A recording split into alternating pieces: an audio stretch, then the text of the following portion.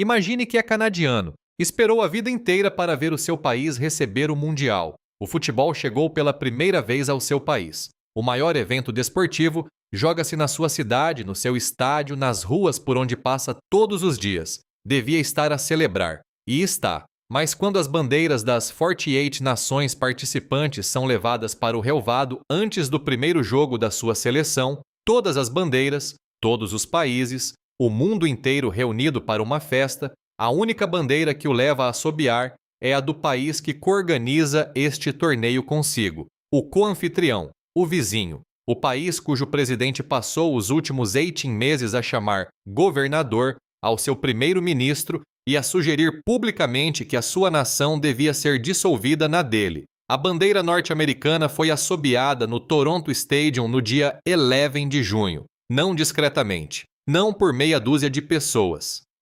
Foi alto, claro, com aquele ruído de multidão que os microfones da TV não conseguem esconder e que os comentadores não conseguem justificar como simples ambiente. Canadá contra Bósnia-Herzegovina, o primeiro jogo de sempre de um mundial em solo canadiano, e quando a bandeira dos EUA foi mostrada, apresentada ao lado das do Canadá e do México, os três co-anfitriões, o suposto trio da União, o público de Toronto fez questão de mostrar aos norte-americanos exatamente o que sentia. A Bro Bible descreveu-o de forma simples. Os adeptos canadianos provaram que os EUA vivem de graça nas suas cabeças. O The Express assinalou que o mesmo tinha acontecido na cidade do México no dia anterior e especulou que isso seria provavelmente retribuído em Los Angeles.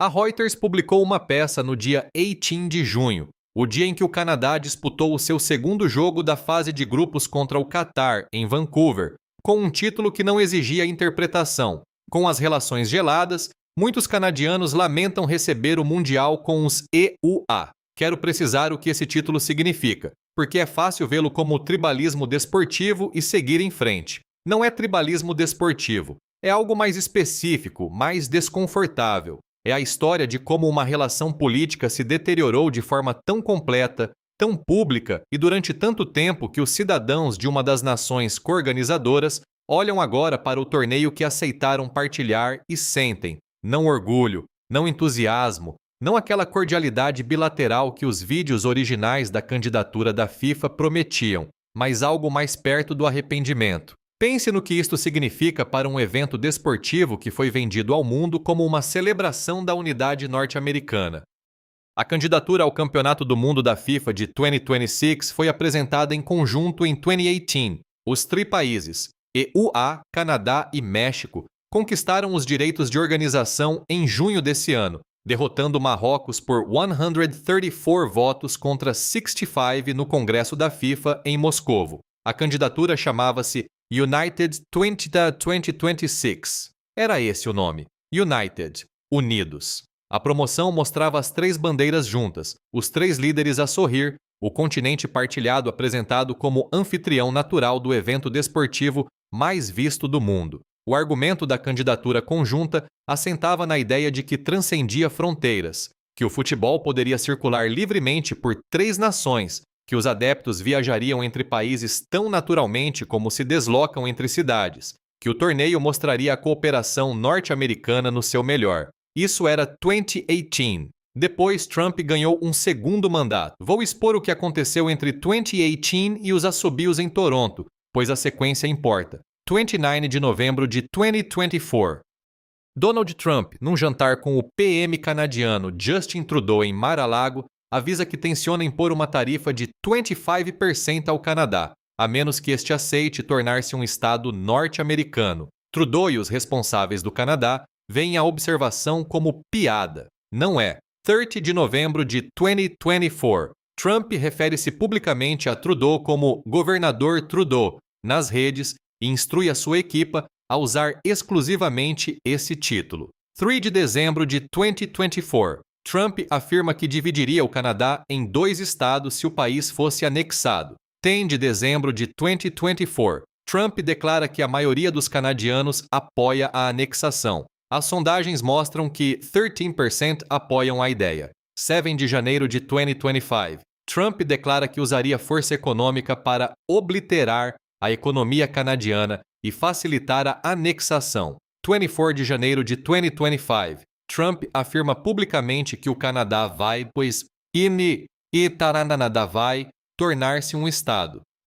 2 de fevereiro de 2025. Trump descreve o Canadá como o estimado 51º estado e insta-o a juntar-se aos EUA para escapar às tarifas. A sequência dura 3 meses. É implacável, é pública e é dirigida a um país que coorganiza o Mundial com ele. O Canadá respondeu, não diplomaticamente, economicamente com uma ferocidade que surpreendeu observadores norte-americanos que tinham presumido que a relação era demasiado integrada para se partir. O PM Trudeau anunciou tarifas de 25% sobre 30 mil milhões de dólares de produtos norte-americanos, mais tarde alargadas a 125 mil milhões de dólares adicionais em importações dos EUA. Províncias canadianas, Ontário, Nova Escócia e outras, retiraram álcool norte-americanas das lojas provinciais de álcool. Jack Daniels, Jim Beam, tudo isso retirado das lojas geridas pelo Estado,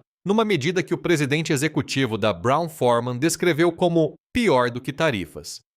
A CBC noticiou que os canadianos estavam a responder aos apelos para comprar produtos locais e boicotar bens norte-americanos, com campanhas nas redes espalhadas sob hashtags como #BoycottUSA. O boicote canadiano aos EUA em 2025 e 2026 já tem a sua própria página na Wikipédia, que assinala que 91% dos canadianos querem que o Canadá dependa menos dos EUA, uma opção que, nas sondagens, preferem a reparar a relação. Não é uma pequena fratura política, é uma reorientação de fundo da forma como uma das relações bilaterais mais integradas do mundo se entende a si própria. As sondagens seguintes são das mais dramáticas que já vi no sentimento bilateral documentado entre nações aliadas. O The Guardian noticiou em junho de 2025 que apenas 34% dos canadianos viam os EUA de forma positiva, uma descida face aos 54% do ano anterior. 64% tinham uma opinião negativa dos EUA, com quase 40% a expressarem opiniões muito desfavoráveis, contra 15% no ano anterior.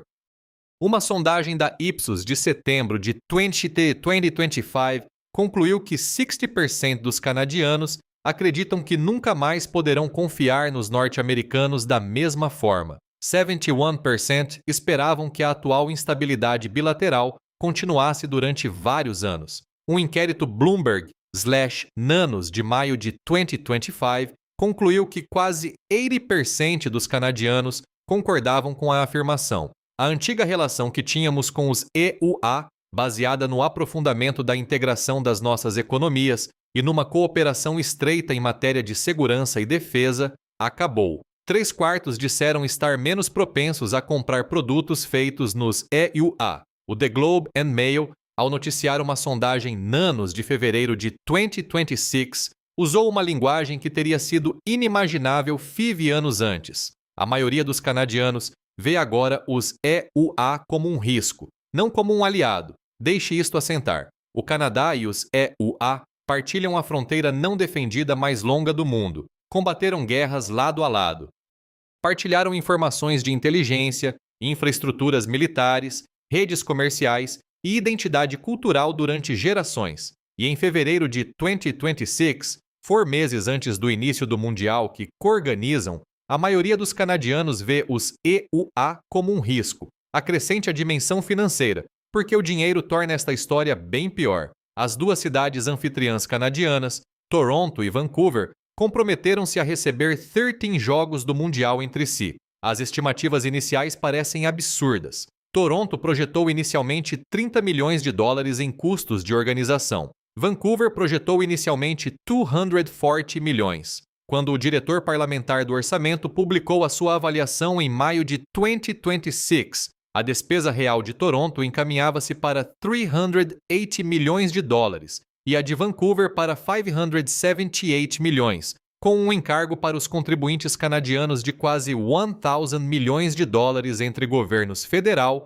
provinciais e municipais. São em média 82 milhões de dólares por jogo. A estimativa do diretor parlamentar do orçamento indicava que não contabilizava derrapagens. Uma sondagem do Angus Reid Institute, publicada a 8 de junho de 2026, concluiu que 70% dos residentes na Grande Toronto e 72% na área metropolitana de Vancouver acreditavam que os custos públicos de receber o Mundial não valiam as contrapartidas. A maioria em ambas as cidades disse não confiar que os seus governos fossem transparentes quanto à fatura final. A situação de Toronto era muito delicada. A cidade enfrentava um déficit orçamental de 1,81,000 milhões de dólares à entrada de 2024. Em maio de 2025, a CBC noticiou que Toronto tinha apertado o controle sobre as despesas do Mundial da FIFA devido a uma diferença de forte milhões de dólares entre o que a província do Ontário tinha prometido e aquilo que esse financiamento realmente cobria. A cidade estava, na prática, a organizar um campeonato do mundo da FIFA enquanto discutia com o seu próprio governo provincial sobre quem absorveria custos que nenhum dos dois tinha orçamentado por completo. Esse detalhe é quase surreal. Toronto está a gastar 380 milhões de dólares para receber 6 jogos do Mundial, onde o governo federal apela aos canadianos para boicotarem produtos norte-americanos, onde o governo provincial está em disputa com a cidade sobre quem paga o torneio, e onde 70% dos residentes acham que tudo isto não valeu a pena. Tudo enquanto o presidente do país co-anfitrião passou 18 meses a chamar governador ao PM do Canadá. A FIFA vendeu isto como uma celebração. Na realidade, é um teste de resistência. O próprio Trump abordou a tensão, como Trump aborda realidades inconvenientes. A 7 de março de 2025, sentado no gabinete oval ao lado do presidente da FIFA, Gianni Infantino, Trump respondeu sobre a guerra comercial e as suas implicações para o Mundial. A resposta foi leviana e precisa.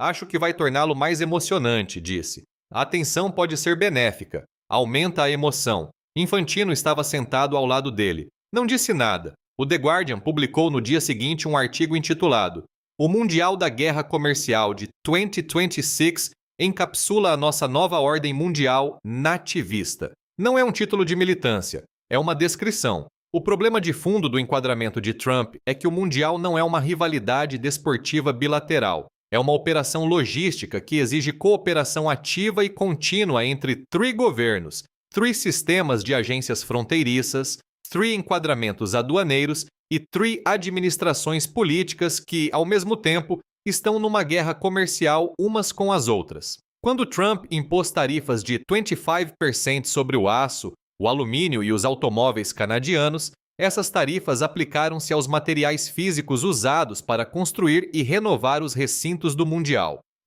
Quando o Canadá respondeu com contratarifas, estas aplicaram-se a equipamento e serviços de construção norte-americanos usados em toda a presença canadiana do torneio. A guerra comercial, que Trump descreveu como algo que acrescentava emoção, estava entrelaçada com a própria construção do torneio. A Axios documentou a cronologia e descreveu aquilo que começara como aparentes provocações, como tendo crescido para uma fratura muito mais gelada entre aliados. Os canadianos que falaram com a Reuters no dia 18 de junho falaram sem rodeios.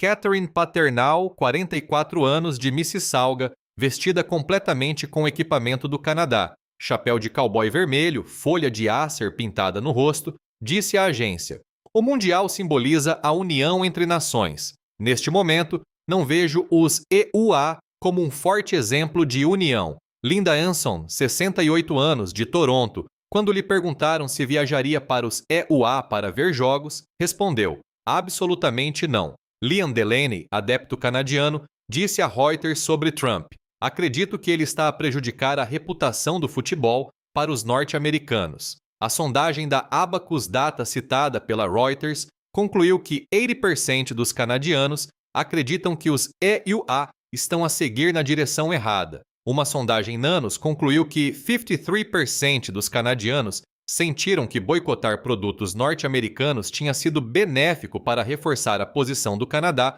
perante os EUA. Pense nesse número. Mais de metade dos canadianos acredita que o boicote está a funcionar. Não evitam apenas bens norte-americanos. acreditam que essa distância está a produzir resultados. O boicote tem lógica interna. Não se está a dissipar enquanto o torneio cria uma experiência partilhada. Está a endurecer. O calendário político acrescenta uma camada que a maior parte da cobertura do Mundial ignora. Justin Trudeau, o primeiro-ministro a quem Trump chamou governador ao longo de todo o confronto, demitiu-se em janeiro de 2026. Foi substituído por Mark Carney, antigo governador do Banco do Canadá e do Banco de Inglaterra, que venceu a liderança liberal e convocou eleições federais antecipadas. Carney venceu essas eleições com uma plataforma centrada em grande parte na soberania canadiana e na resistência à pressão econômica norte-americana. A campanha eleitoral decorreu enquanto os preparativos para o Mundial entravam na sua fase final. O Canadá estava ao mesmo tempo a votar sobre a sua identidade nacional e a instalar relvados nos seus estádios do Mundial. Carney foi eleito por canadianos que disseram aos sondadores, em 5 inquéritos consecutivos, que já não confiavam nos EUA como parceiro fiável. Ele é agora o PM que coorganiza um Mundial com o país que produziu essas sondagens. Carney não apareceu ao lado de Trump nos eventos de abertura do Mundial. Não partilhou o palco com o presidente dos EUA nas cerimônias de arranque, nem na Cidade do México, nem em Los Angeles. Essa ausência não foi acidental. Um PM canadiano eleito com uma plataforma de soberania não se coloca ao lado do presidente norte-americano que passou 1 ano a chamar governador ao seu antecessor se puder evitá-lo. Carney, antigo banqueiro central com uma compreensão precisa do simbolismo político, parece ter calculado bem que a imagem não compensava politicamente. O comportamento da FIFA merece uma avaliação direta porque foi consistente. A organização está consciente das tensões políticas. O seu presidente estava sentado no gabinete oval quando Trump chamou emocionante a guerra comercial. A sua equipe de comunicação sabe que bandeiras foram assobiadas em Toronto e na Cidade do México. Os seus parceiros comerciais sabem que 3 em cada 5 canadianos estão a evitar ativamente produtos norte-americanos. E a resposta pública da FIFA tem sido sempre falar de futebol, do jogo bonito, do recorde de 104 jogos, de como o torneio vai unir o mundo. A FIFA não tem uma posição política sobre a soberania canadiana, tem uma posição sobre receitas. A atmosfera política em que os jogos são disputados é problema de outra pessoa. Essa crítica não é exclusiva da FIFA. É um traço estrutural da forma como funcionam os mega-eventos desportivos globais. O COI comportou-se da mesma forma em Pequim em 2008 e 2022.